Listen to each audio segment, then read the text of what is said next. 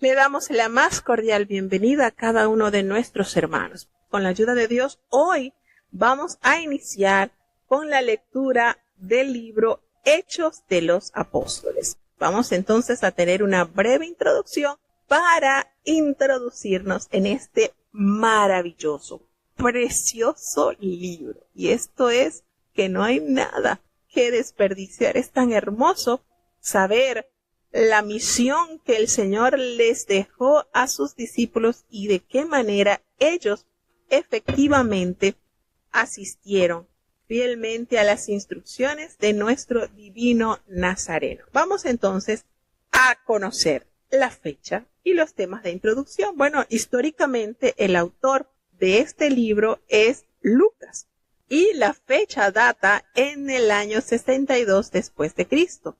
¿Cuál es el tema principal de este libro? La obra del Espíritu Santo en la historia temprana del cristianismo. Tenemos entonces que el libro de los Hechos no menciona explícitamente a su autor, pero muchos indicios apuntan hacia Lucas, quien es conocido como el médico amado, como lo dice Pablo en la carta de Colosenses capítulo 4 versículo 14. Y el autor es la misma persona a quien debemos el tercer evangelio, alguien muy cercano a Pablo, por supuesto, como indica el uso del primer pronombre personal en plural. Cuando dice nosotros, se puede leer en varios escritos de Hechos de los Apóstoles, en varios lugares de este libro vamos a encontrar este pronombre personal. Y bueno, se trata de un hombre de cultura tal cual releva su estilo literario, poesía, una visión universal y mostraba, por supuesto, interés por los temas médicos.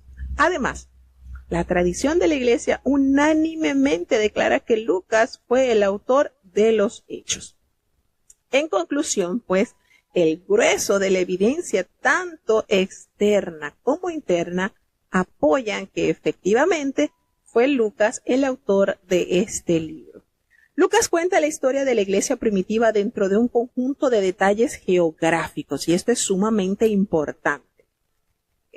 Datos geográficos, datos políticos e históricos solo compatibles con los acontecimientos del siglo I. Por ejemplo, la mención por Lucas de títulos de gobernadores regionales romanos que únicamente alguien vivo en esos años podría conocer con tanta precisión, sugiere que el libro fue probablemente escrito dentro del periodo de los acontecimientos que narra. Además, no se hace mención de la caída de Jerusalén en el año 70 después de Cristo, ni la persecución de los cristianos por Nerón, que comenzó en el año 64 después de Cristo. De ahí, de acuerdo con estos hechos y teniendo en cuenta que el libro no recoge la muerte de Pablo, sino que lo deja como prisionero en Roma, es lógico fechar la redacción de los hechos cerca del fin de la prisión del apóstol, que es alrededor del año 62 después de Cristo. Los hechos es una prolongación del relato de la vida de Cristo en los evangelios y registra la expansión del cristianismo desde Jerusalén a Roma. Se refiere a los comienzos de la gran comisión de Jesús para ser discípulos en todas las naciones, así como el Señor Jesús lo ordenó a sus discípulos y lo narra el evangelista Mateo en el último capítulo, al igual que Lucas y Marcos también. En el libro de Hechos 1:8 es la clave del libro, y este versículo no solo predice el derramamiento del Espíritu Santo y su poderoso testimonio, sino que las referencias geográficas presentan un simple bosquejo de la narración. En general, los hechos reflejan la paulatina difusión del cristianismo hacia Occidente, comenzando desde Palestina hasta Italia. Así el relato comienza en Jerusalén, como lo vamos a leer en el capítulo 1, con Pedro asumiendo el papel principal y los judíos como los que reciben el evangelio. A continuación, pues, aquí también vamos a leer la trágica muerte del mártir Esteban, y allí se desató una amplia persecución contra la iglesia y los creyentes se dispersaron. Y esto llevó como resultado que la semilla del evangelio llegase a Samaria y entre otros gentiles. tenemos aquí también la hermosa narración de la conversión de Saulo que ocurre durante un periodo de la historia, y esto se encuentra en el capítulo 9, un acontecimiento de tanta importancia que Lucas incluye 3 largas descripciones de este incidente, porque lo vamos a leer en el capítulo 9, en el capítulo 22 y en el capítulo 26. La sección más extensa de los Hechos se ocupa del desarrollo y expansión del ministerio entre los gentiles, dirigidos por Pablo y sus compañeros, como lo vamos a leer entre el capítulo 13 al último capítulo de Hechos, que contiene 28 capítulos. Y concluye con el arribo de Pablo a Roma, capital del imperio y representativa de los últimos de la tierra. El libro termina de una manera bastante abrupta porque, según todos los indicios, Lucas había actualizado la historia y ya no había más que escribir. Entonces, la clave para descubrir el propósito de este libro está en el primer versículo, donde Lucas da a entender que es una continuación de su evangelio, y el evangelio habla de lo que Jesús comenzó a hacer y a enseñar, y los hechos de lo que el Señor resucitado continúa haciendo y enseñando a través del Espíritu Santo. Entonces nos damos cuenta que este libro es un registro del cristianismo practicado bajo el poder del Espíritu Santo. Y por eso lo impactante conocer este libro no dice planes de los apóstoles, ni sueños de los apóstoles, ni misión de los apóstoles. Esto es algo concreto, esto es algo eficaz. Hechos de los apóstoles, precisamente lo que hicieron con el mandato divino que recibieron de Jesús. Qué maravilloso es este libro. Enseña a los creyentes cómo vivir juntos dentro de una significativa fraternidad cristiana, compartiendo libremente unos con los otros.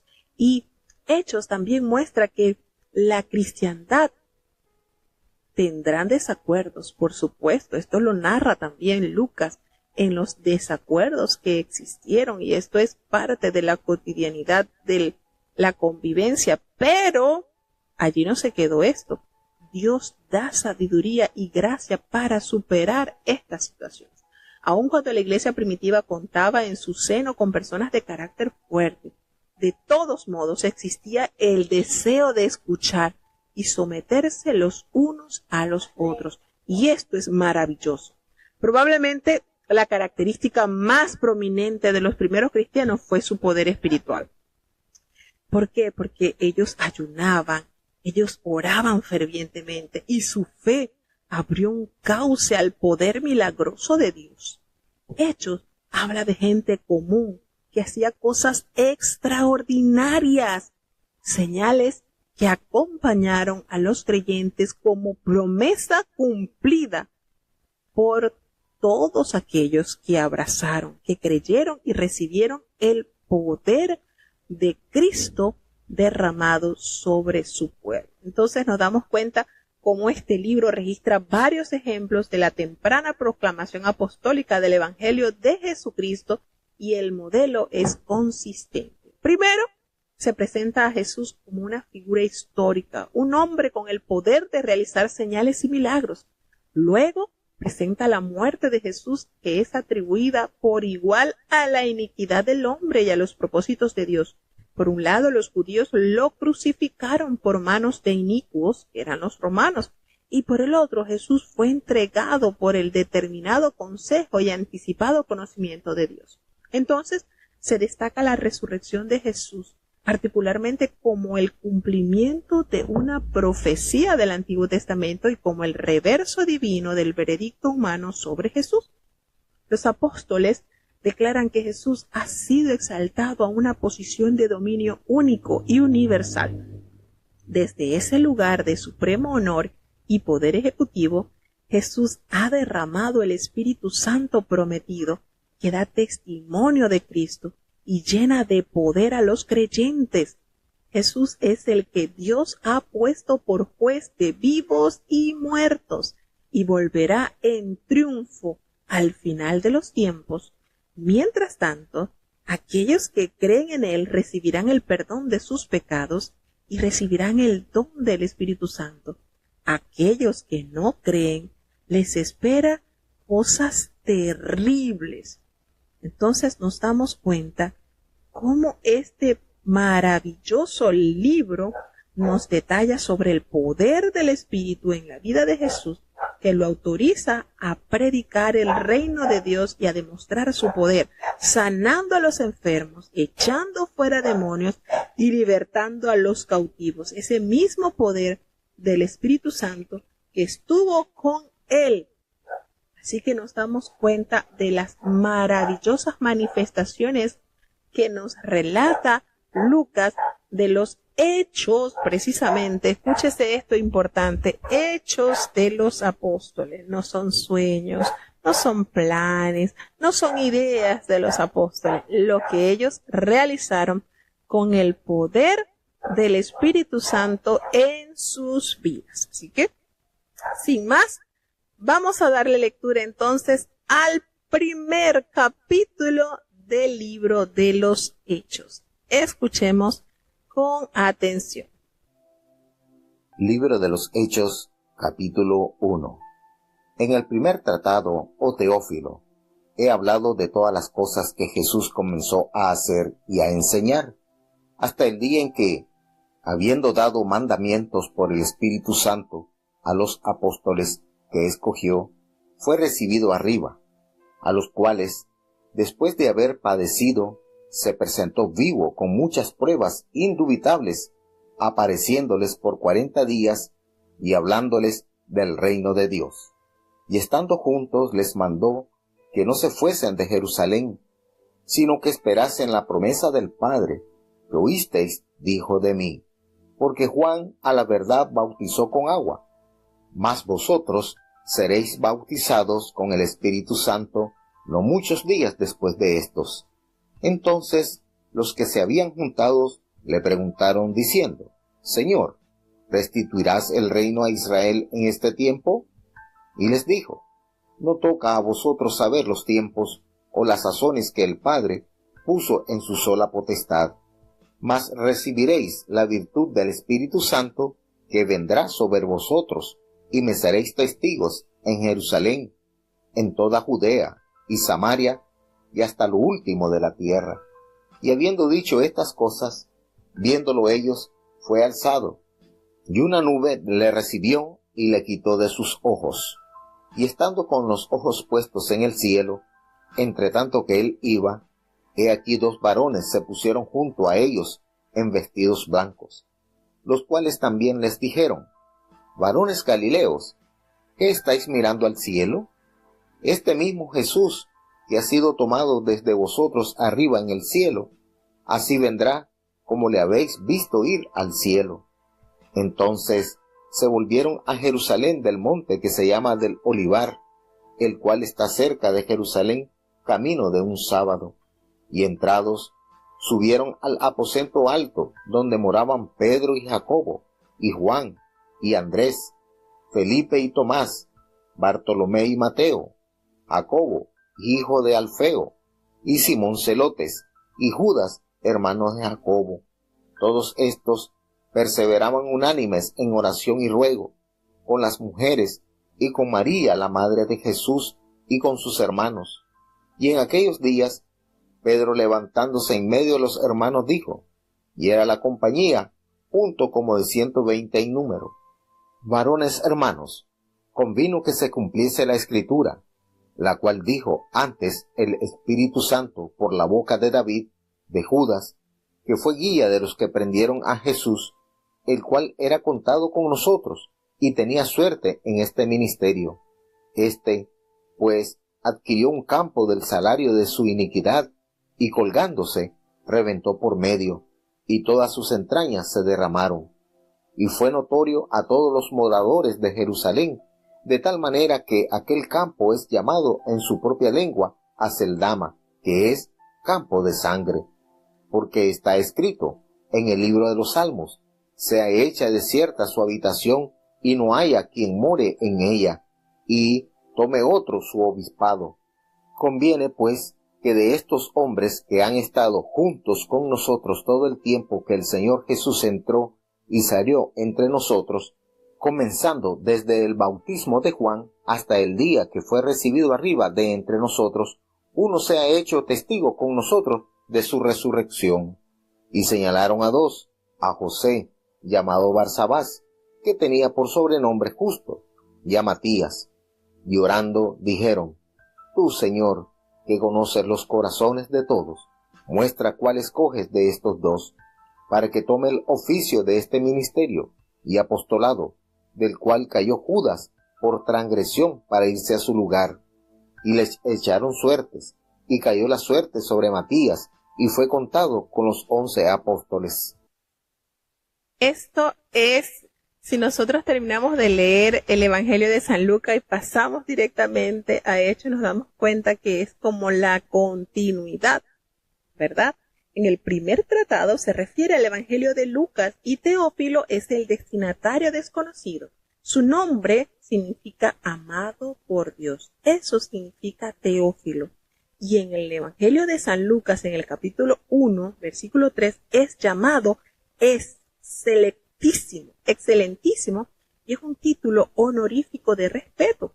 Entonces, los médicos como Lucas eran a menudo esclavos. Puede que Teófilo haya sido su antiguo maestro. Y nos damos cuenta acá, en el versículo 2, que los hechos revelan la transferencia de la autoridad y la misión de Cristo a sus discípulos. La palabra apóstoles llega a designar a aquellos con la facultad de hacer milagros y supervisar la iglesia. Nos habla en este primer capítulo que el Señor se presentó vivo con muchas pruebas indubitables. La resurrección de Cristo es la piedra angular del cristianismo y el acontecimiento con que se inicia el libro de los Hechos. Y cuando nosotros decimos de la piedra angular, hermano, ahí está fundamentada nuestra fe. Por muchos siglos, la ciencia ha debatido este hecho sobrenatural e incluso ha indagado, buscado, registrado, hallar el cadáver de Jesucristo. Porque de esa manera toda la fe del cristianismo se desplomaría. ¿Dónde está basado nuestra fe? En la tumba vacía. Recordemos grandes hombres de la historia que han fundado religiones. Tenemos, por ejemplo, el gran profeta Mahoma. Tenemos a Buda. Estos hombres que llevan consigo hasta la presente fecha muchísimos discípulos. Pero la tumba de ellos existe. Su cadáver es palpable. Nuestra fe radica precisamente en la resurrección de Cristo como el amado, como el Hijo de Dios, y que su promesa radica en ese reino sempiterno que Él nos ha revelado y que al igual como Él se levantó de los muertos, los que crean en Él también tienen esa promesa de resurrección para vida eterna. Entonces es con toda seguridad la piedra angular del cristianismo es la resurrección de nuestro Maestro. Allí volvemos y recordamos, hasta la presente fecha, hasta la historia de la humanidad, ningún otro líder, por mucha masa de personas que lo siguieron, han tenido esta experiencia que Jesucristo nos reveló a través de su crucifixión, muerte y resurrección. Aquí está basada nuestra fe. Muchos están procurando encontrar el cuerpo del Señor. Por ahí hay algunos que dicen que tienen el sudario de Jesucristo y con la sangre que está allí, en ese sudario es posible que ellos puedan traer a la vida a Jesús, según la ciencia argumenta. Pero nosotros sabemos, y es la fe que nos sostiene, y es la fe que nos alimenta y que nos mantiene mirando al blanco de la soberana vocación, que Jesucristo está a la diestra del Padre. Allí intercede por ti y por mí. Allí está como nuestro abogado. intercediendo para que donde Él esté, nosotros también estemos. Pues así se lo hizo saber a sus discípulos cuando les dijo: voy pues a preparar moradas para que donde yo estoy, vosotros también estéis. Y eso es lo que Él nos revela a través de su palabra, y pues es la fe la que nos permite creer en sus promesas. Entonces, nos dice que estos acontecimientos, con que se inician el libro de los Hechos, y nos hace referencia al reino de Dios y el gobierno divino en los corazones, en las vidas, en las situaciones de los hombres, fue un tema destacado en las enseñanzas de Jesús. Y el Señor comenzó a establecer y a enseñar sobre el reino de Dios a través del poder del Espíritu Santo. Y aquí está próximo a transferir ese poder y esa responsabilidad a sus discípulos, bautizándolos con el mismo Espíritu con que les preparó para su ministerio.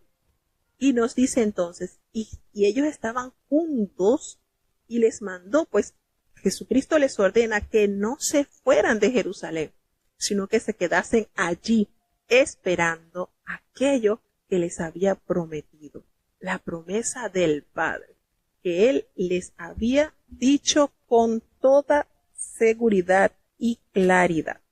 Entonces, nótese la manera en que el Señor aborda a sus discípulos dándole las instrucciones, las cuales ellos fielmente la cumplieron. Y les recuerda: Juan bautizó con agua, pero ustedes serán bautizados con el Espíritu Santo dentro de no muchos días. Y precisamente esto también lo reveló Juan el Bautista cuando él les expresó allí públicamente: el que viene tras mí, Él os bautizará con Espíritu Santo y fuego. Él les dice: yo a la verdad los bautizo con agua, pero Él los bautizará en Espíritu Santo y fuego. De esta manera se cumple todos los propósitos del Señor en la vida de la humanidad. Entonces, allí los que estaban ellos reunidos comenzaron a preguntarle, porque ya se había, como que dice, cumplido el ministerio de Jesucristo, y los discípulos veían que seguía la situación seria en Jerusalén, en su país, y ellos le preguntan al Señor: Señor, ¿restaurarás el reino a Israel en este tiempo? Porque recordemos que cuando Jesucristo vino a nacer a Belén de Judea, allí estaban oprimidos por el Imperio Romano, y ellos sentían que Jesús era el libertador, el que iba a romper las cadenas de opresión de este fuerte imperio. Sin embargo, el Señor les da una respuesta quizás que ellos no esperaban, porque no os toca a vosotros saber los tiempos o las sazones que el Padre puso en su sola potestad. Entonces, en su respuesta, Jesús corrige la falsa concepción de los discípulos y ajusta su perspectiva sobre el reino de Dios. Y les dice que el reino es espiritual en su carácter, internacional en su membresía y gradual en su expansión. Entonces, sobre vosotros, el Espíritu Santo es un concepto muy importante en Lucas y en los Hechos. Y Jesús es el primer ejemplo de la obra del Espíritu Santo en y sobre él. Entonces, ellos, cuando escucharon esto, Jesús presentó su enseñanza, ¿verdad? Y sus discípulos, cuando le preguntaron: ¿es que vendrá ahora? Y siendo entonces la cruz ya cosa del pasado, porque ya Jesús ya había resucitado y ya estaba el final del reino mesiánico ya el Señor estaba próximo a partir delante de sus ojos. Jesús le respondió: bueno, no os toca a vosotros saber los tiempos o las sazones que el Padre puso en su sola potestad. Y aparte les agregó: pero no se vayan a quedar tristes, recibiréis poder cuando haya venido sobre vosotros el Espíritu Santo. Y con estas palabras Jesús destaca 3 puntos de suma relevancia. La primera: el Espíritu Santo es la persona y el poder a través de quien se recibe ayuda y habilidad para compartir la vida y el poder del reino de Dios con otros. La segunda que destaca es el poder del Espíritu Santo. Hay que recibirlo. No se trata aquí de una experiencia automática. De la misma manera que el Espíritu Santo mora interiormente en cada creyente, llenará y sobreabundará en todos los que lo reciben con esa fe inocente. Y la tercera, uno sabe cuando el Espíritu Santo lo llena. Así lo dijo Jesús, y los discípulos lograron descubrir que así era. ¿Has recibido el Espíritu Santo? Fíjense cómo le hicieron esta pregunta a aquellos discípulos que solamente habían sido bautizados con el bautizo de Juan. Y esto es posible por cuanto la promesa te pertenece tan plenamente ahora como en cualquier tiempo pasado. Es una promesa que está tan vigente. Cuando el Señor le dice, vosotros seréis bautizados con el Espíritu Santo, es el origen de la frase el bautismo con el Espíritu Santo. Y los hechos tienen muchos sinónimos para esta expresión.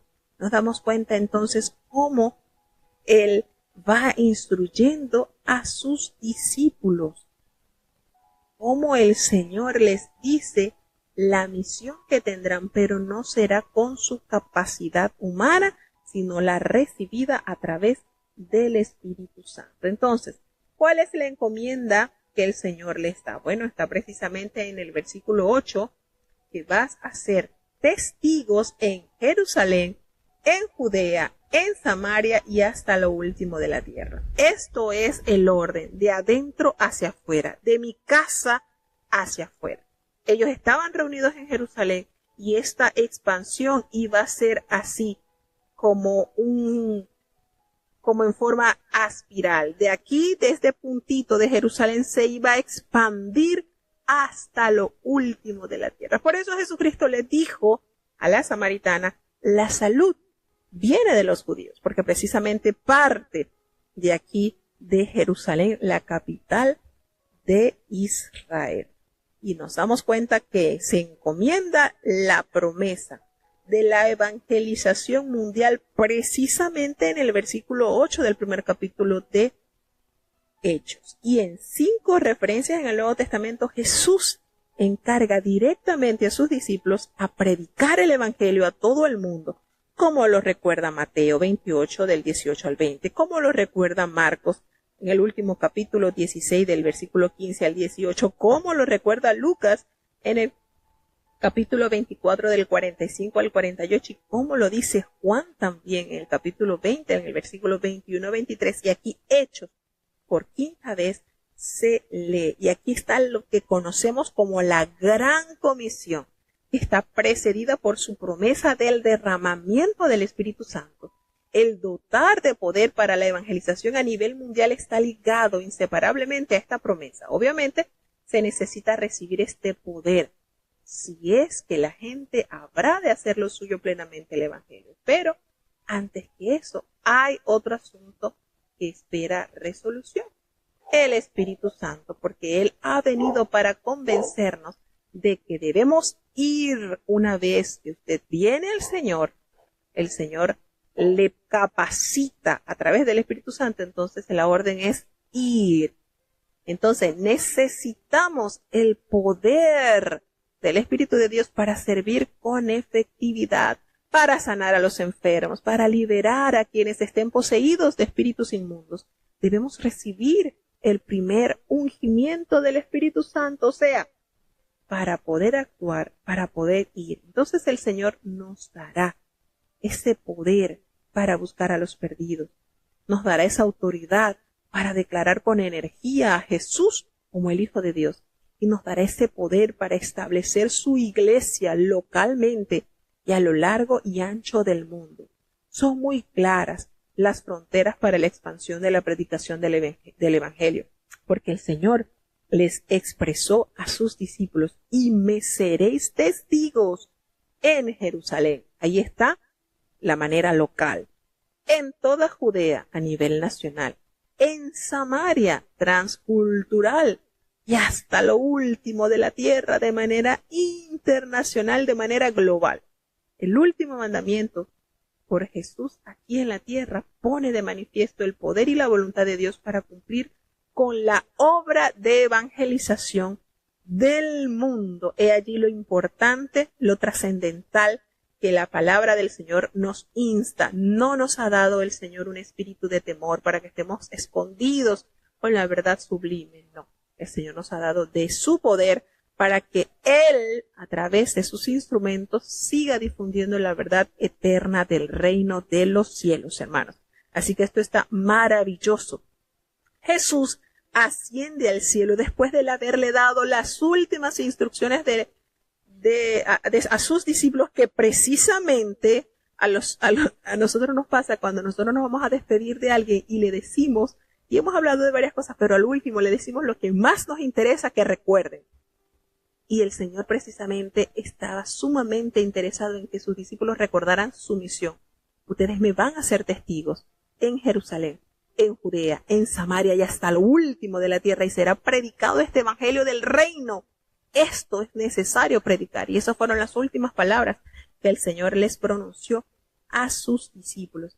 Y entonces, habiendo dicho todas estas cosas y viéndolo sus discípulos, Él fue alzado y le recibió una nube que le ocultó de sus ojos. Y esa nube, con esa referencia a la nube radiante de la gloria espacial de Dios, precisamente también nos dice la palabra que los cielos serán abiertos y el Señor también descenderá de los cielos. Así como lo vieron sus discípulos ascender, también se verá descender en su segunda venida. Y estando ellos puestos allí, sus ojos allí en el cielo, entre tanto que ya Él se iba, se pusieron entonces 2 varones con vestiduras blancas.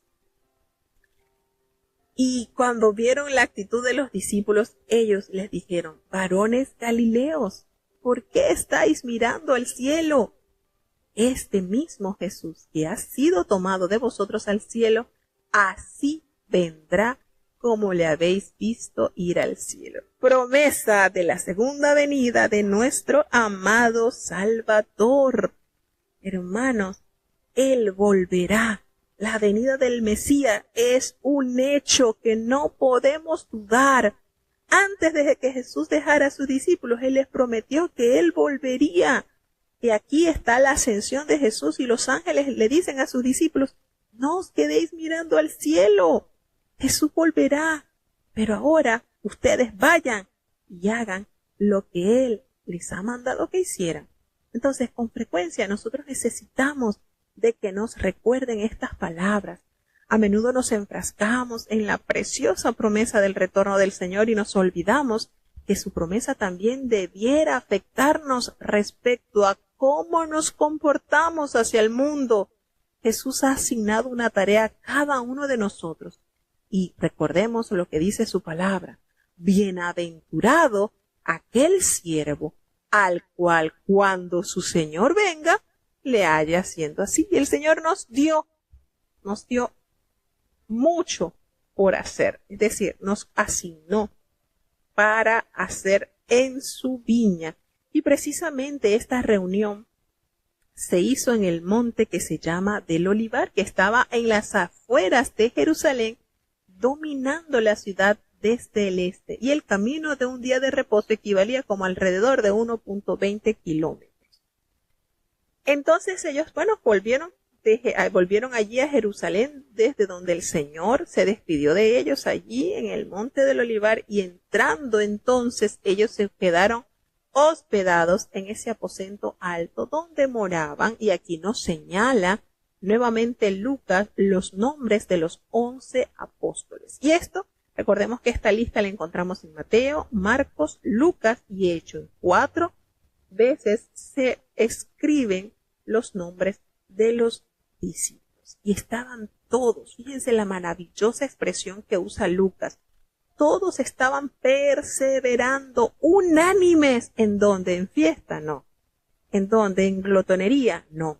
Estaban perseverando en oración, en ruego. No solamente ellos, sino aquellas mujeres que perseveraron también en el ministerio de Jesús. Y allí se menciona que estaba María, la mamá de Jesús, junto con sus hermanos, que después de la resurrección se cree que ellos entonces comprendieron que Jesús efectivamente era el Hijo de Dios. Y esa unidad, esa armonía que nos revela este capítulo es un rasgo dominante que podemos observar en la iglesia primitiva. Siempre esta unanimidad era espiritual, era práctica, no solamente teológica, pues vemos que compartían sus vidas, compartían sus posesiones. Y esto nos da una descripción de cómo ellos aprendieron a amarse de la manera que el Señor les había instruido, que fueran una sola cosa, así como el Padre y Cristo eran una sola cosa. Así lo entendió la iglesia.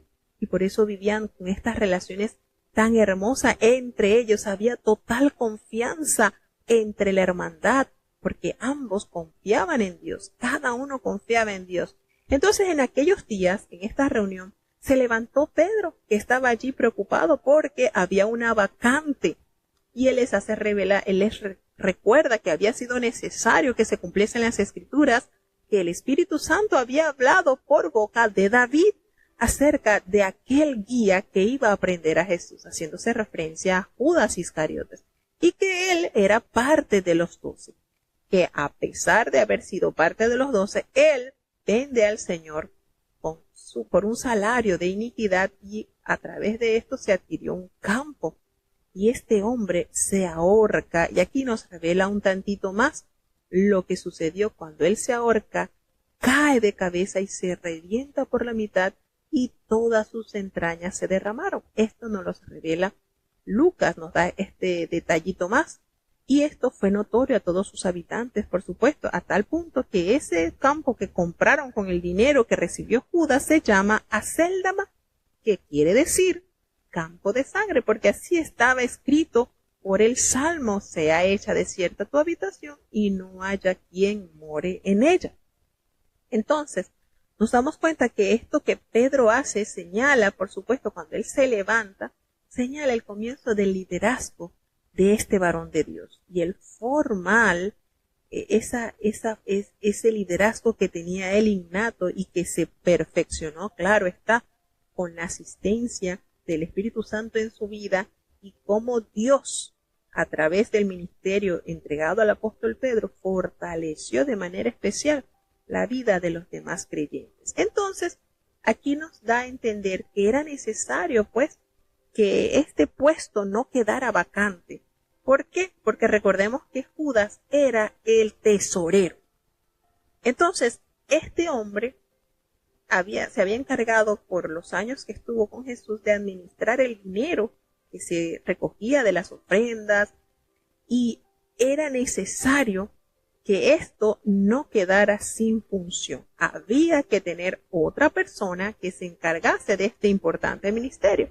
Y entonces él considera que es bueno que tome a uno de estos hombres que siempre han estado junto con ellos todo el tiempo que el Señor entraba y salía entre nosotros. Es decir, la característica que tenían estos candidatos era que eran hombres que habían permanecido cuando Jesús estuvo con ellos. Entonces, él les hace referencia a estos hombres que, comenzando desde el bautismo de Juan el Bautista hasta el día que entre nosotros Jesucristo fue llevado al cielo, es necesario que se tome a uno de estos hombres y que fuera testigo, así como ellos, de la resurrección de Jesús. Y entonces escogieron a 2 hombres, uno que tenía de nombre José, pero le llamaban Barsabá, pero tenía sobrenombre Justo. Imagínense, se quedó sin nombre este hombre. José, se llamaba José, pero le decían Barsabás, pero tenía por sobrenombre Justo, nada más. Y también señalaron a Matías. ¿Y qué hizo Pedro? Oró y le dijo al Señor: tú que conoces los corazones de todos. ¿Sabía Pedro que Jesús conoce el corazón de todos? Por supuesto. Y le pidió: Señor, muestra cuál de estos 2 has escogido, que sea el Señor el que escogiese al hombre que seguiría con este ministerio de finanzas, por decirlo así, para que tome la parte de este ministerio y apostolado del cual cayó Judas por transgresión, para irse a su propio lugar. Entonces, el Señor responde a esta petición hecha por el apóstol Pedro. Echaron suertes Y la suerte cayó sobre Matías, y fue él entonces el contado con los 11 apóstoles. Y el echar suerte era una disposición de la ley. Recordemos que en Levítico 16:8 nos hace mención de esto, y resulta significativo que tras el derramamiento del Espíritu Santo, el día del Pentecostés, esta práctica no se vuelve a mencionar. Fíjense esto. Nótese que en esta ocasión los discípulos seleccionaron primero a los 2 hombres a quienes ellos consideraban más dignos para llenar esta vacante. Y la decisión final fue dejada al Señor en oración. Para estar seguro de cuál era su voluntad, ellos echaron suerte. Y después el Espíritu Santo proveyó la dirección necesaria. Entonces, fíjense lo maravilloso que vamos aprendiendo de todo esto que nos revela su palabra. Es hermoso ver a una iglesia obediente, unida, y qué característica maravillosa nos detalla Lucas de la condición en que permaneció la iglesia del Señor. Seguimos avanzando hacia el capítulo 2. Libro de los Hechos, capítulo 2. Y como se cumplieron los días de Pentecostés, estaban todos unánimes juntos. Y de repente vino un estruendo del cielo, como de un viento recio que corría, el cual hinchió toda la casa donde estaban sentados. Y se les aparecieron lenguas repartidas como de fuego, que se asentó sobre cada uno de ellos. Y fueron todos llenos del Espíritu Santo, y comenzaron a hablar en otras lenguas, como el Espíritu les daba que hablasen.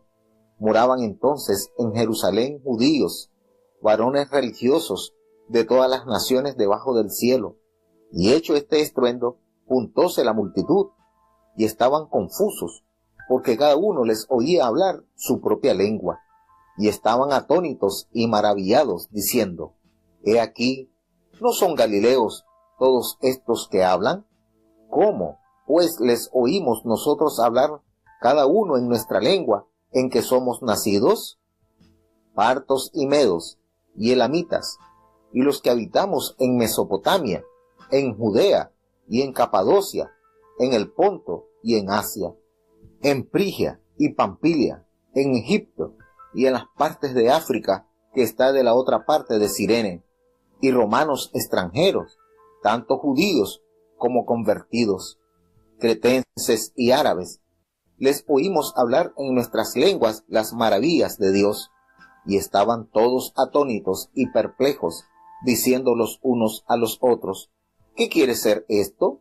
Mas otros, burlándose, decían: que están llenos de mosto. Entonces Pedro, poniéndose en pie con los 11, alzó su voz y hablóles diciendo: Varones judíos, y todos los que habitáis en Jerusalén, esto os sea notorio, y oíd mis palabras, porque estos no están borrachos, como vosotros pensáis, siendo la hora tercia del día. Mas esto es lo que fue dicho por el profeta Joel. Y será en los postreros días, dice Dios, derramaré de mi espíritu sobre toda carne, y vuestros hijos y vuestras hijas profetizarán, y vuestros mancebos verán visiones, y vuestros viejos soñarán sueños. Y de cierto, sobre mis siervos y sobre mis siervas en aquellos días derramaré de mi espíritu, y profetizarán. Y daré prodigios arriba en el cielo, y señales abajo en la tierra, sangre y fuego, y vapor de humo. El sol se volverá en tinieblas, y la luna en sangre, antes que venga el día del Señor, grande y manifiesto. Y será que todo aquel que invocare el nombre del Señor será salvo. Varones israelitas, oíd estas palabras. Jesús Nazareno, varón aprobado de Dios entre vosotros en maravillas y prodigios y señales, que Dios hizo por él en medio de vosotros, como también vosotros sabéis.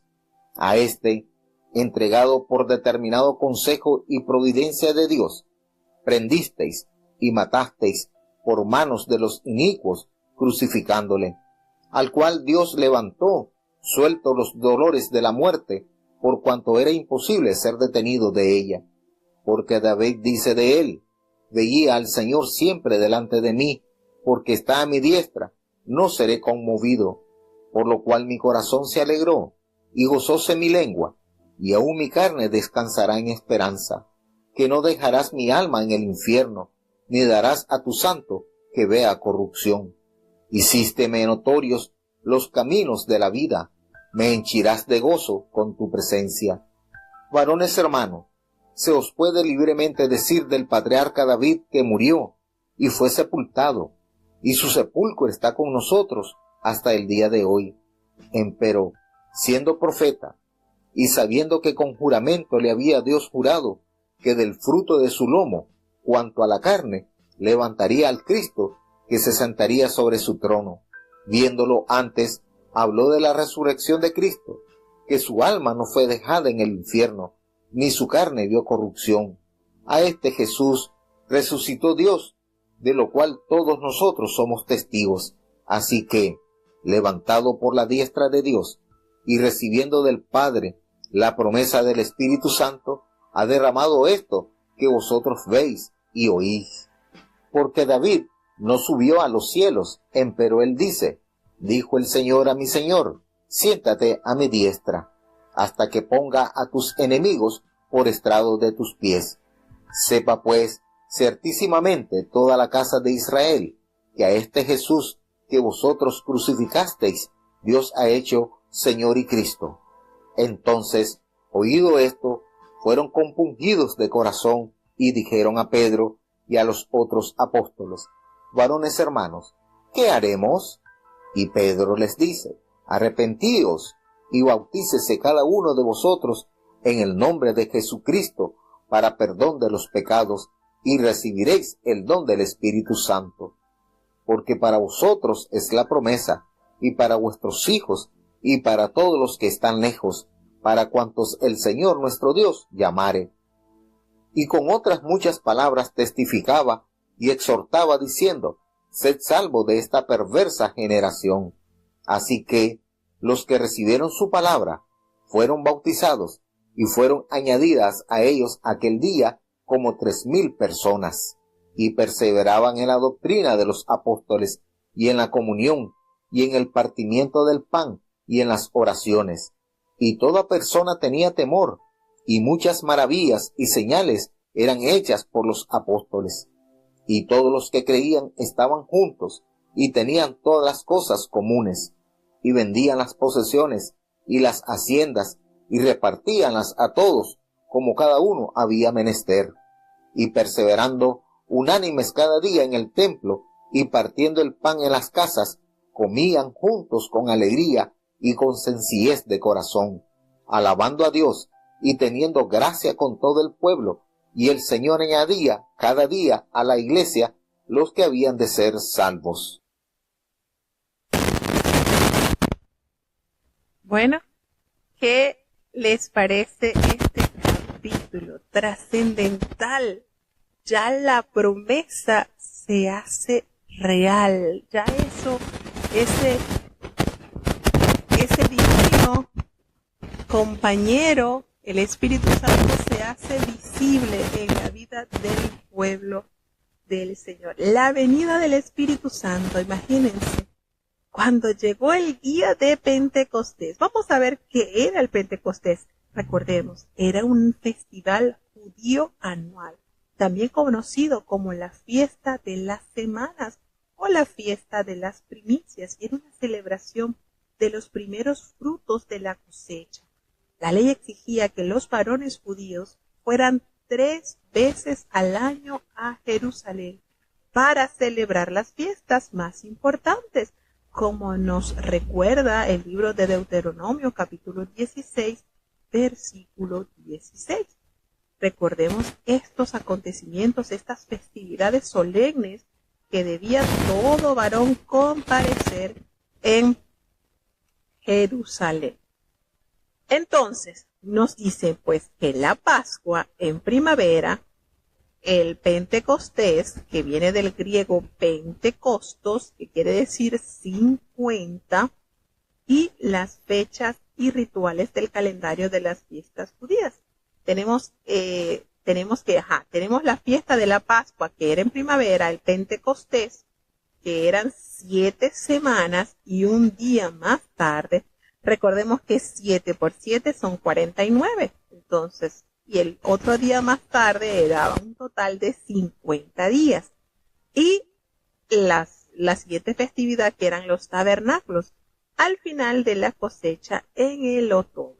En Levítico 23 se detallan fechas y rituales del calendario de las fiestas judías, y aquellos que se convertían al cristianismo el día del Pentecostés eran los primeros frutos de una vasta cosecha de millones de almas. Nos damos cuenta cómo el Señor acá y cómo Lucas describe como de un viento recio que soplaba, no un viento, sino como un viento. Y esto en alusión al poderoso pero invisible poder del Espíritu Santo. Entonces, el Señor se manifestó y llenó toda la casa donde estaban sentados. La casa. Ellos donde estaban ubicados, y sucedió que hubo lenguas repartidas como de fuego. Hay que recordar, como de fuego, no fuego, sino como de fuego. Y Juan el Bautista, recordemos que predijo como el bautismo en el Espíritu estaría acompañado de viento y fuego. Recordemos que él lo dijo en el Evangelio de San Mateo, en el capítulo 3, versículo 11 y 12. Juan el Bautista había descrito esta particularidad. Y vamos a recordar lo que él pronunció en el Evangelio de San Mateo, cuando él dice así: yo a la verdad os bautizo en agua para arrepentimiento, mas el que viene tras mí, más poderoso es que yo, los zapatos del cual yo no soy digno de llevar. Él os bautizará en Espíritu Santo y en fuego. Su aventador en su mano está, y aventará su era y allegará su trigo en el alfolí, y quemará la paja en el fuego que nunca se apagará. El Señor nos bendiga a través de su palabra. Entonces, Él nos asevera que estaba relacionado el viento y el fuego. Y esto también puede ser una alusión a la zarza ardiente que vio Moisés allá en el monte, que simbolizaba la presencia divina. Y esta manifestación externa de la venida del Espíritu constituía otra señal de su poder. Y nos damos cuenta que todos fueron llenos del Espíritu Santo y comenzaron a hablar en otras lenguas, según el Espíritu les daba que hablasen.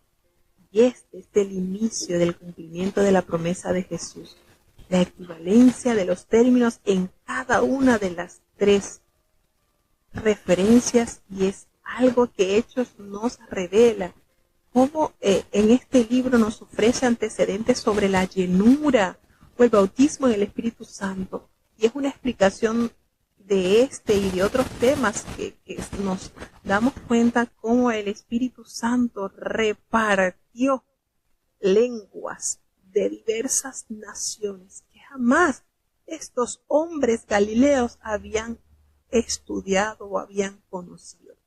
Y esta referencia es algo así muy importante, porque las expectativas en el Antiguo Testamento en torno a la venida del Espíritu y los comienzos de una nueva era se estaban cumpliendo al fin. Cuando se derrama otras lenguas, se refiere por supuesto aquí al idioma o al lenguaje humano. Aquí ellos no hablaban, pero habían otras personas que sí sabían lo que estaban pronunciando. Y esto es algo maravilloso, como esto ha sucedido, y es una evidencia clara de la manifestación del Espíritu Santo en medio de sus hijos, como el Señor los llevó a hablar en lenguas desconocidas. Y ellos comenzaron a hablar, y señala que la experiencia continuó. Y el relato, podría indicar que continuaron hablando en lenguas por un periodo de tiempo indeterminado, pero es más probable que la frase indique que esta práctica los acompañó de una manera especial como evidencia de la presencia del Espíritu Santo en sus vidas, como la iglesia estaba ya iniciando la nueva era. Todas las cosas que Jesús había dicho, había enseñado, ya estaban entonces siendo una realidad. Y hay muchos cristianos contemporáneos de diferentes denominaciones cristianas que creen que la experiencia de hablar en lenguas, en hablar idiomas no estudiados o conocidos por quien habla, puede acompañar la ocasión cuando una persona recibe por primera vez el Espíritu Santo. Dentro de la tradición pentecostal clásica se espera esta experiencia y se expresa doctrinalmente con las palabras, porque la palabra del Señor nos dice, ¿verdad?, que esto acompañará, estas señales acompañarán a los que creen en su nombre. Y es una de las características particulares que se tiene en la manifestación del Espíritu de Dios. Esto es sorprendente, es algo sobrenatural que no es fácil de explicar. Como una persona que jamás haya estudiado X idioma y que lo hable de una manera tan especial. Esto es una evidencia clara de que Dios se ha manifestado en medio de esa persona. Entonces, esto fue algo tan evidente en medio de ahí en esa casa que se juntó una multitud que estaban todos confusos porque era impresionante que cada uno de los que estaban cercanos a esta casa oían hablar a estas personas en su propia lengua, y estos estaban totalmente maravillados, estaban totalmente sorprendidos y decían: ¿cómo es esto? ¿No son todos estos galileos los que hablan? Entonces, ¿cómo nosotros les oímos hablar cada uno en nuestra propia lengua en la que hemos nacido? Y hace mención de los partos, medos, elamitas y los que habitábamos en Mesopotamia, en Judea, en Capadocia, en el Ponto y en Asia, en Frigia, en Panfilia, en Egipto y en las regiones de África más allá de Cirene. Y romanos aquí residentes, tanto judíos como prosélitos, cretenses y árabes, les oímos hablar en nuestras lenguas. Y es lo maravilloso, las maravillas de Dios. Eso era lo que pronunciaban por el Espíritu. Declaraban maravillas de Dios. Y esto, por supuesto, fue un hecho incomparable. Ellos hablaban, ellos magnificaban, ellos daban estas palabras para exaltar la grandeza de Dios. Y los asombrados visitantes el día del Pentecostés oyeron en sus propias lenguas lo que los discípulos decían acerca de la grandeza de Dios y de todas sus obras poderosas. Y esto fue algo tremendo, y estaban todos atónitos, perplejos, diciéndose unos a otros: ¿qué quiere decir esto? No, esto es algo que es trascendental. Pero siempre hay otro grupo que son los incrédulos. Unos se burlaban y empezaban a decir: esto es lo que están es borracho, esto es lo que están es lleno de mosto. Estos que se burlaban llegaron aparentemente a esta conclusión porque pues no reconocían las palabras que escuchaban. Pero Pedro, que es el vocero de los discípulos, asume el papel de dirigente en este momento, cuando él hace referencia que era la tercera hora del día, equivalente como a las 9 de la mañana. Y le dice: mire, esto es lo dicho por el profeta Joel. Y les aborda a través del cumplimiento del profeta.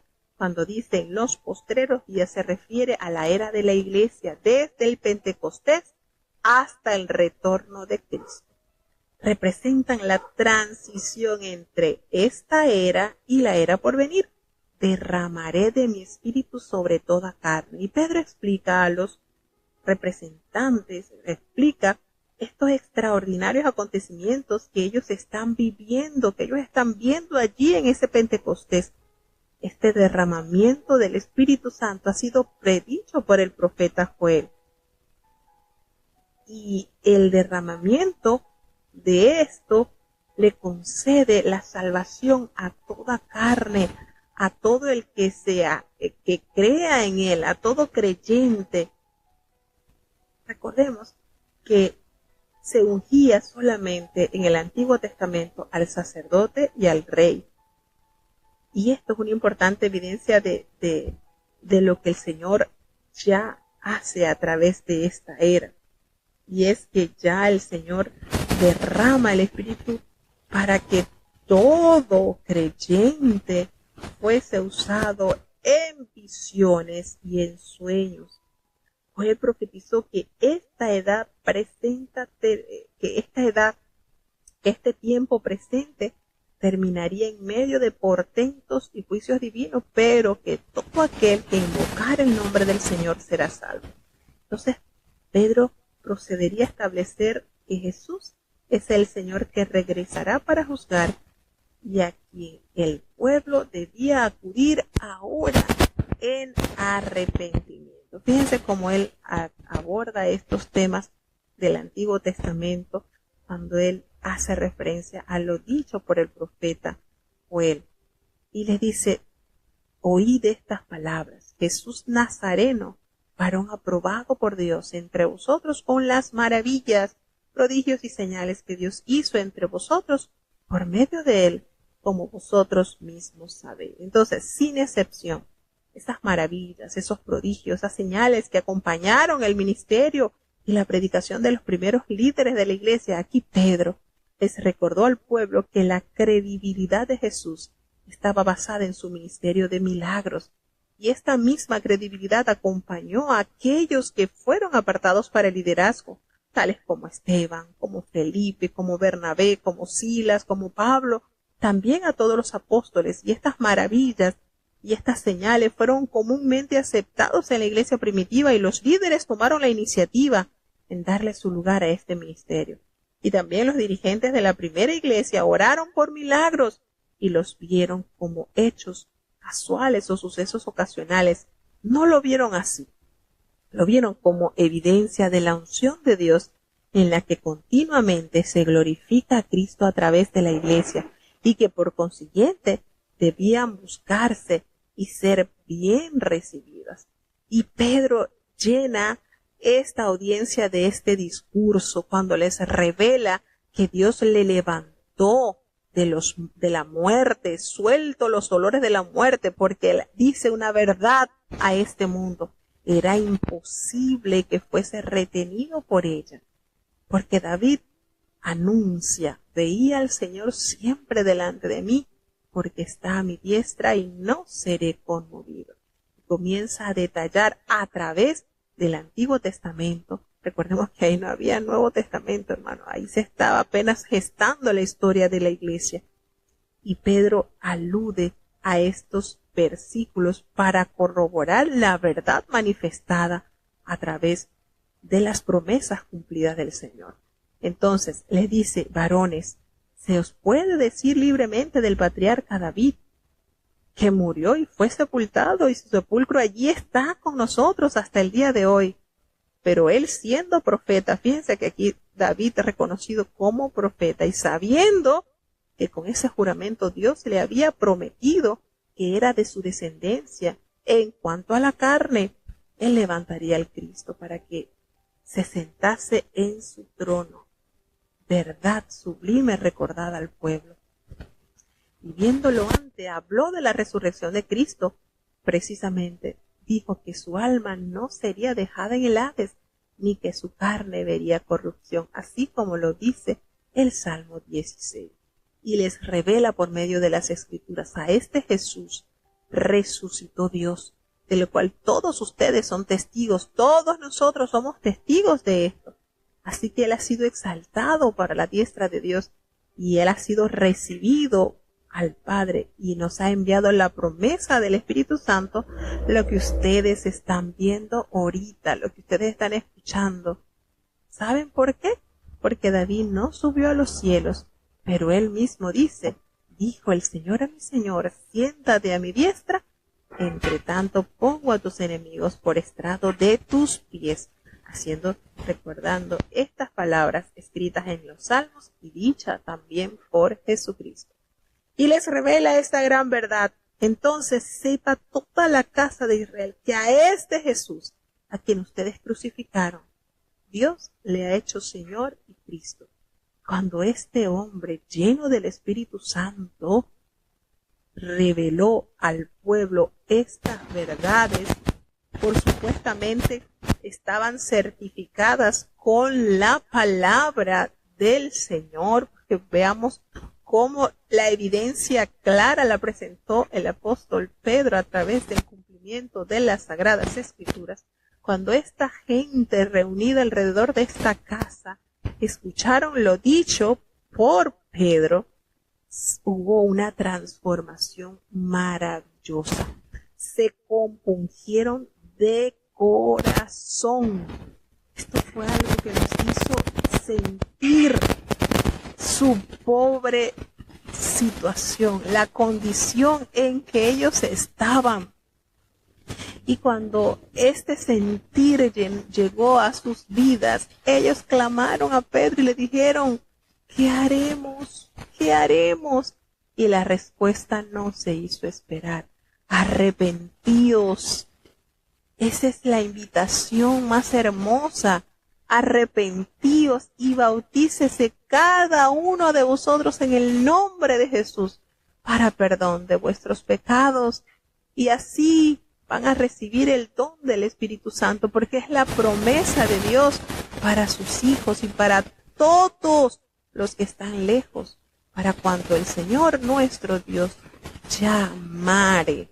La respuesta está. Pedro solicita a su audiencia que cambien de opinión, que cambien de actitud hacia Cristo para ser bautizados en su nombre como un público reconocimiento de lo que han aceptado como el Mesías y el Señor. Y se bauticen en el nombre, sugiere la naturaleza, ese carácter. Por lo tanto, ellos debían ser bautizados en el nombre de Jesucristo.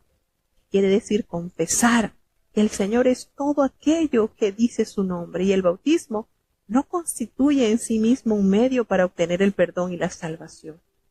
Para la iglesia primitiva existe alguna separación entre la realidad y el ritual, y venir a Cristo y ser bautizado era completamente lo maravilloso. El don del Espíritu Santo debe distinguirse de los dones del Espíritu.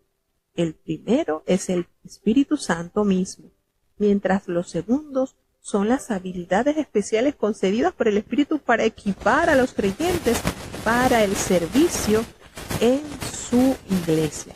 Esta promesa del Espíritu Santo es un don para cada creyente en cada generación, y todos los que están lejos, incluye a los gentiles, hermanos. Las palabras de Pedro claramente se extiende a cada creyente en toda época, en todo lugar, y es una razón suficiente para esperar los mismos dones y esas mismas experiencias que expresaron y experimentaron los creyentes que recibieron el Espíritu Santo al nacer la iglesia de Cristo. Y estos nos damos cuenta que con otras muchas palabras testificaban y les exhortaban. Y Pedro les decía, sed salvos de esta perversa generación. Así que los que recibieron esta palabra fueron bautizados. ¿Y saben cuánto? Como 3,000 personas, nos revela Lucas. Aquí se está llevando en realidad la promesa de Jesucristo dicha a Pedro al decirle que él sería pescador de hombres. Cómo ellos perseveraron en esta doctrina santa enseñada por los apóstoles, que fue la doctrina santa que ellos recibieron de Jesucristo. Y en esa comunión unos con otros, en el repartimiento del pan, en sus oraciones, qué manera de estas formas, como esta iglesia fundada en el repartimiento de pan constituye probablemente esta actitud de ser generosos, de vivir en armonía, y todo esto causó un gran temor a toda persona. Hay muchas, fíjense la manera en que describe Lucas, muchas maravillas y señales fueron hechos por los apóstoles, y todos los que habían creído estaban tan unidos, estaban juntos allí en una comunión, todos eran una cosa, así como el Señor les había mandado que fuesen una sola cosa.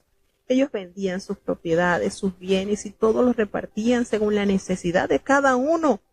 Y eran perseverantes en el templo, compartiendo el pan en las casas, comían juntos, con esa alegría, con esa sencillez de corazón, alabando a Dios, teniendo ese favor del Señor. Y qué hermoso era el resultado, porque cada día había nuevas almas que entendían el plan de Jesús en sus vidas, y la iglesia, por supuesto, iba creciendo en números y en prodigios y en maravillas que el Señor hacía por mano de sus santos apóstoles, sus discípulos. Qué manera de describir Lucas esa iglesia que estaba en completo idilio de amor con el Señor. Seguimos avanzando hacia el capítulo 3. Libro de los Hechos, capítulo 3. Pedro y Juan subían juntos al templo a la hora de oración, la de nona. Y un hombre que era cojo desde el vientre de su madre era traído, al cual ponían cada día a la puerta del templo, que se llama la Hermosa, para que pidiese limosna de los que entraban en el templo. Este, como vio a Pedro y a Juan que iban a entrar en el templo, rogaba que le diesen limosna. Y Pedro, con Juan, fijando los ojos en él, dijo: «Mira a nosotros». Entonces él estuvo atento a ellos, esperando recibir de ellos algo. Y Pedro dijo: «Ni tengo plata ni oro, mas lo que tengo te doy. En el nombre de Jesucristo de Nazaret, levántate y anda». Y tomándole por la mano derecha, le levantó. Y luego fueron afirmados sus pies y tobillos. Y saltando se puso en pie, y anduvo, y entró con ellos en el templo, andando y saltando, y alabando a Dios. Y todo el pueblo le vio andar y alabar a Dios. Y conocían que él era el que se sentaba a la limosna a la puerta del templo, la Hermosa. Y fueron llenos de asombro y de espanto por lo que le había acontecido. Y teniendo a Pedro y a Juan el cojo, que había sido sanado, todo el pueblo concurrió a ellos, al pórtico que se llama de Salomón, atónitos. Y viendo esto, Pedro respondió al pueblo: «Varones israelitas, ¿por qué os maravilláis de esto? Oh, ¿por qué ponéis los ojos en nosotros, como si con nuestra virtud o piedad hubiésemos hecho andar a éste? El Dios de Abraham, y de Isaac, y de Jacob, el Dios de nuestros padres, ha glorificado a su Hijo Jesús, al cual vosotros entregasteis y negasteis delante de Pilato, juzgando él que había de ser suelto. Mas vosotros al santo y al justo negasteis, y pedisteis que se os diese un homicida, y matasteis al autor de la vida, al cual Dios ha resucitado de los muertos, de lo que nosotros somos testigos. Y en la fe de su nombre, a este que vosotros veis y conocéis, ha confirmado su nombre, y la fe que fue por él ha dado a esta completa sanidad en presencia de todos vosotros. Mas ahora, hermanos, sé que por ignorancia lo habéis hecho, como también vuestros príncipes. Empero Dios ha cumplido así lo que había antes anunciado por boca de todos sus profetas, que su Cristo había de padecer. Así que arrepentíos y convertíos, para que sean borrados vuestros pecados, pues que vendrán los tiempos del refrigerio de la presencia del Señor, y enviará a Jesucristo, que os fue antes anunciado, al cual de cierto es menester que el cielo tenga hasta los tiempos de la restauración de todas las cosas, que habló Dios por boca de sus santos profetas que han sido desde el siglo. Porque Moisés dijo a los padres: el Señor vuestro Dios os levantará profeta de vuestros hermanos, como yo. A él oiréis en todas las cosas que os hablare. Y será que cualquier alma que no oyere a aquel profeta será desarraigada del pueblo. Y todos los profetas, desde Samuel y en adelante, todos los que han hablado, han anunciado estos días. Vosotros sois los hijos de los profetas y del pacto que Dios concertó con nuestros padres, diciendo a Abraham: y en tu simiente serán benditas todas las familias de la tierra. A vosotros primeramente, Dios, habiendo levantado a su Hijo, le envió para que os bendijese, a fin de que cada uno se convierta de su maldad. Bueno, notamos acá uno de los milagros que atrajo de una manera especial la atención de muchas personas. Y nos detalla Lucas de este discurso expresado también por Pedro el resultado de esta predicación. ¿Cuántos entendieron el plan del Señor y cuántos creyeron a la revelación de su palabra? Pedro y Juan, estos hombres, subían al templo a orar. Y fíjense que en este momento temprano de la historia de la iglesia, aún los judíos cristianos podían entrar y orar en el templo. Y la hora novena era aproximadamente como las 3 de la tarde. Y estos hombres, dirigiéndose al templo a la oración, notan que allí había un hombre cojo de nacimiento, a quien pues ponían todos los días allí a la puerta del templo, para que él pidiese limosna a toda persona que entraba en el templo.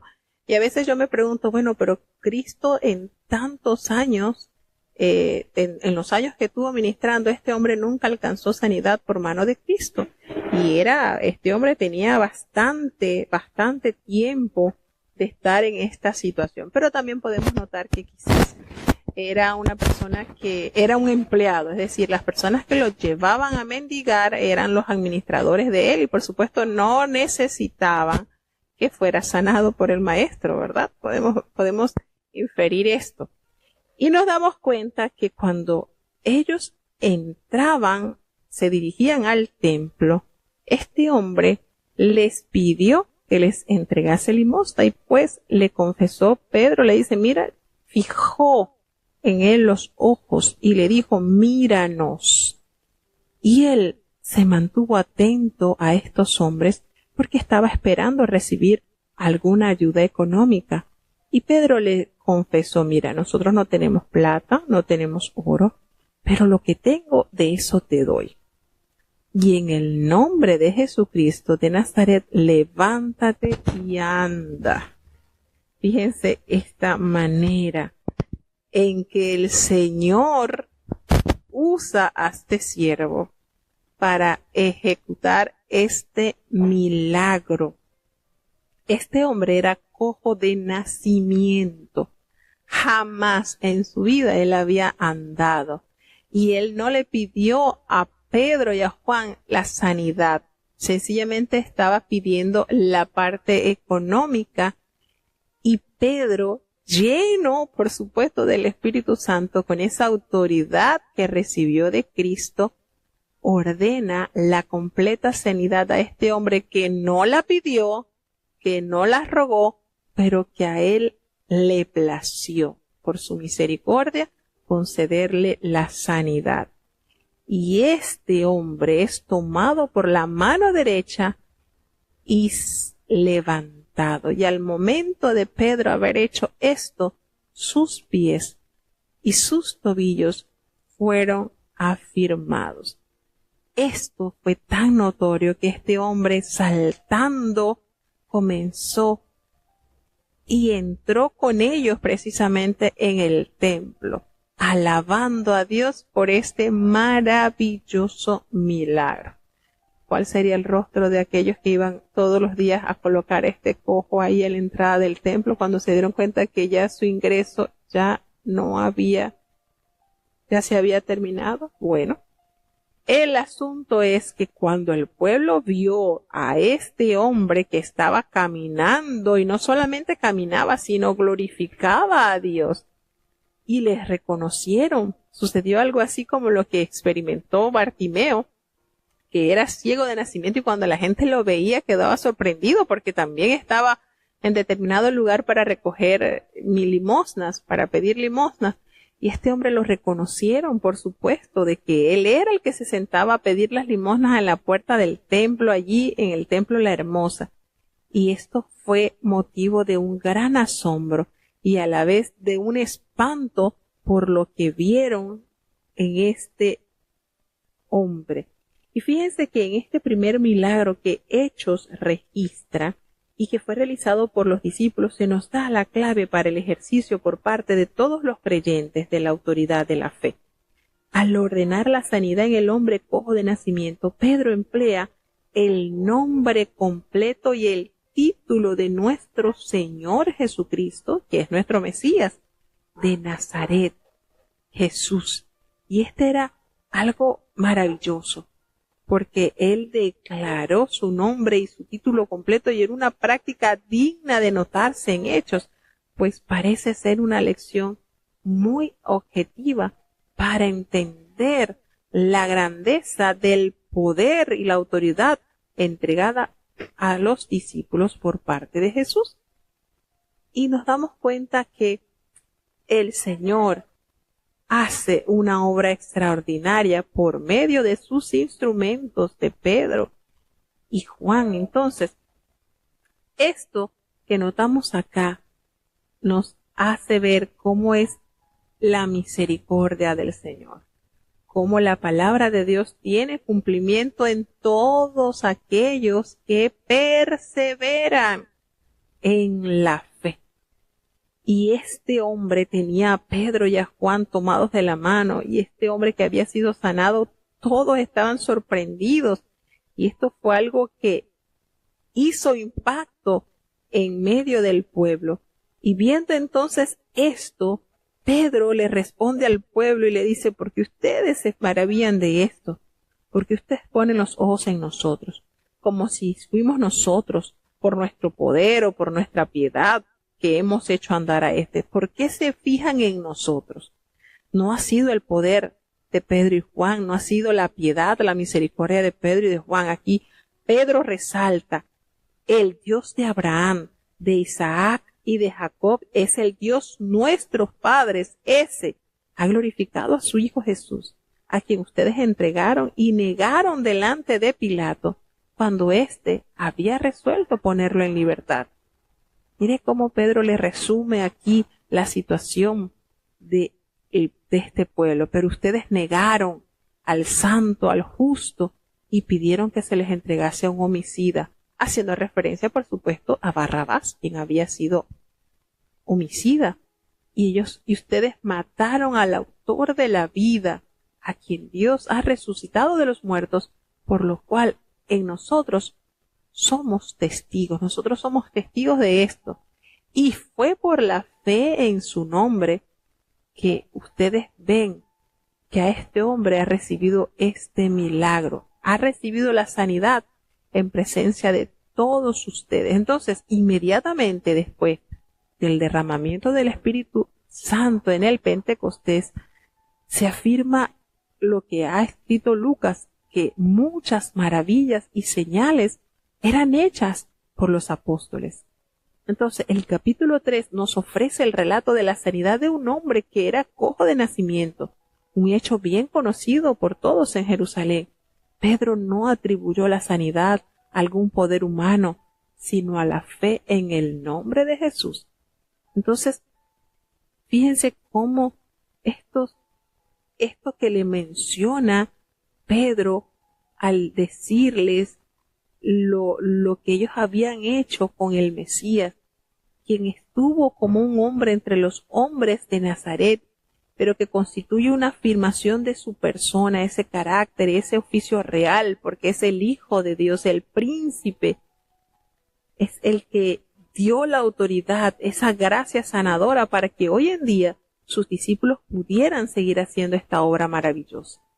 Entonces, él les hace referencia a ese poder privilegiado que Jesús ha delegado a sus discípulos cuando empezaron ellos a confrontar las fuerzas de las enfermedades. Lo que Satanás estaba haciendo al mundo fue disuelto con el poder y la autoridad que Jesús le entregó a sus discípulos. Y nos damos cuenta que la sanidad es por fe en el nombre de Jesús. Es una verdad ineludible. Y él les hace la referencia y le dice: miren, Ustedes, hermanos, sabemos que fue por ignorancia que ustedes entregaron a Jesús, como también lo hicieron sus gobernantes. Pero a pesar de esto, todo esto, Dios ha cumplido así lo que Él había antes anunciado por boca de sus profetas, que Él había de padecer.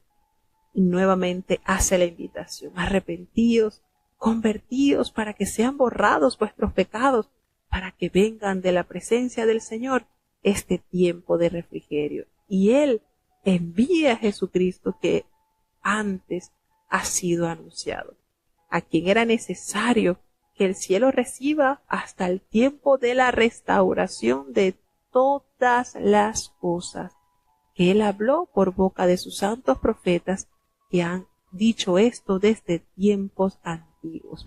Entonces, fíjense, la mayoría de los sermones de los Hechos contienen estos elementos. Primero, ellos proclaman la era del Mesías que había finalmente arribado, y citan del Antiguo Testamento precisamente para comprobar que Jesús sí es el Mesías, y hacen una panorámica de la vida y del ministerio de Jesucristo, y especialmente hablan de su resurrección. Y finalmente ellos cierran este llamado con el arrepentimiento. Fíjense cómo cómo Pedro menciona a Moisés cuando les hace referencia que él mismo había profetizado de Jesús, cuando le dice: el Señor vuestro Dios os levantará profeta de entre vuestros hermanos, como a mí, y a él oiréis en todas las cosas que os hable. Y ahí está precisamente eso relatado en Deuteronomio 18. Y toda alma que no oiga a este profeta será desarraigada del pueblo. Y todos los profetas, les anuncia Pedro, desde Samuel en adelante, cuantos han hablado, también han anunciado estos días.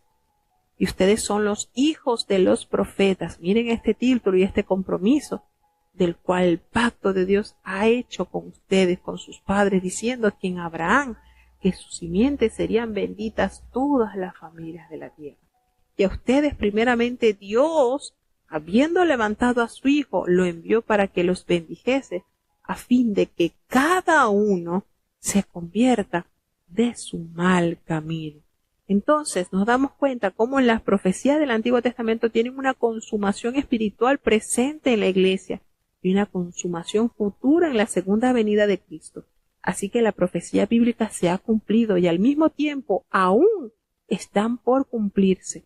El reino de Dios es tanto para la venida de Cristo, así la profecía bíblica se ha manifestado entonces, y hoy es necesario compartirlo, es necesario vivir conforme a la demanda del Espíritu de Dios. Y Pedro le recuerda a los líderes judíos que la promesa del pacto de Abraham evidencia que Dios nunca intentó limitar las bendiciones de su pacto al linaje judío de la familia de Abraham, sino que era necesario que se cumpliese todo lo pronunciado por los profetas, a modo de que su pueblo entendiera el plan de salvación y se arrepintiera de sus pecados. De esta manera, Pedro eleva este segundo discurso. El primero que se registra en Hechos fue después de la venida del Espíritu Santo en el mismo Pentecostés, y ahora cuando sana a este cojo de nacimiento, eleva este tremendo mensaje, donde por supuesto vamos a ver resultados muy fructíferos, porque el Espíritu Santo, quien era el que dirigía la vida de estos hombres, era el que redarguía los corazones que escuchaban el mensaje. Estamos hablando de que no eran hombres letrados, no eran fariseos, no eran escribas, no eran hombres de alto estudio, eran hombres sencillos, pero que fueron llenos del poder de Dios, y ellos fueron instrumentos eficaces en la predicación. Qué manera, Pedro, de desenvolverse, qué manera de abordar. Y era el Espíritu Santo, hermano. Toda la gloria la recibe el Espíritu de Dios en la vida de estos hombres humildes, sencillos, que fueron paso de santificación y honor, y que a través de ellos el Evangelio ha salpicado a nuestros días y se sigue extendiendo por los 4 cabos de la tierra. Esto es maravilloso. Así de grande es nuestro Dios, que les plugó llamar a estos hombres humildes y entregarle la más grande comisión, llevar la verdad sublime y redentora a todos que el Señor llamaba, porque ese fue el propósito y sigue siendo el propósito de nuestros días, extender la verdad sublime de nuestro amado Dios. Así que bueno, llegamos al tercer y último capítulo de este día.